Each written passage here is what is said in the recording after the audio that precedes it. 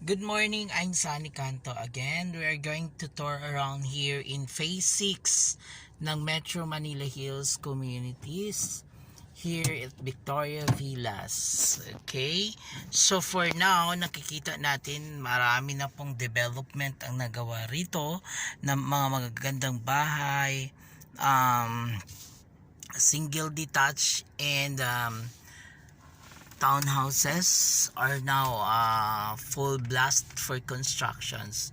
Okay, so this is Mediterranean type houses na tawag nito, Mediterranean type houses that was composed of single detached and townhouse. So in single detached we have that 3 bedrooms, 60 by 102 models, and the same times 3 bedrooms for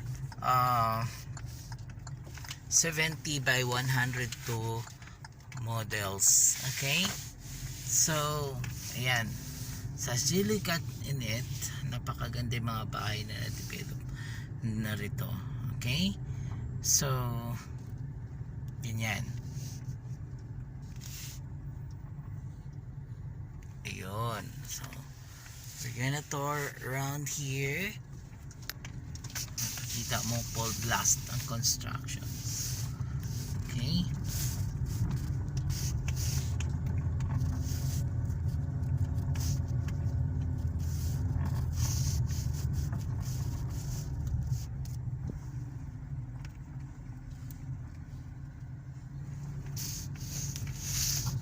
Ganito kaganda na ngayon dito sa Metro Manila Hills, Victoria Villas, Phase 6 ng Metro Manila Hills Communities. Okay, so sana sa mga nagbabalak na mag-invest, don't hesitate na mag-inquire, and for us to give you complete details, and syempre para na rin masimulan ang inyong pangarap na bahay.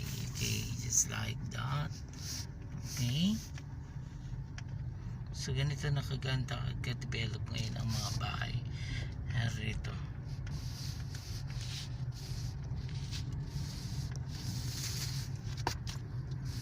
So here in Victoria Villas, yan po yung gate niya palabas ng Boulevard.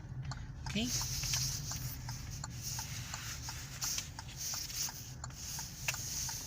and ito naman yung interconnections going to Teresa Heights. Okay, so in my left side is beside Boulevard, and in my right sides, this is the inner part naman ng Victoria Villas.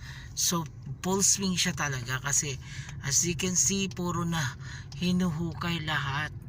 Okay, so ito na rin ang kay Aguilar, ginagawa na rin. Imagine, sabi daw, hindi daw nasimulan yung construction, pero as you can see, ayan na po, Mr. Aguilar, ang bahay nyo.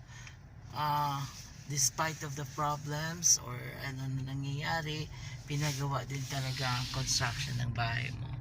Okay, so this is Metro Manila Hills once again at Phase 6 of Victoria Villas, located at Barangay San Jose, Rodriguez, Rizal.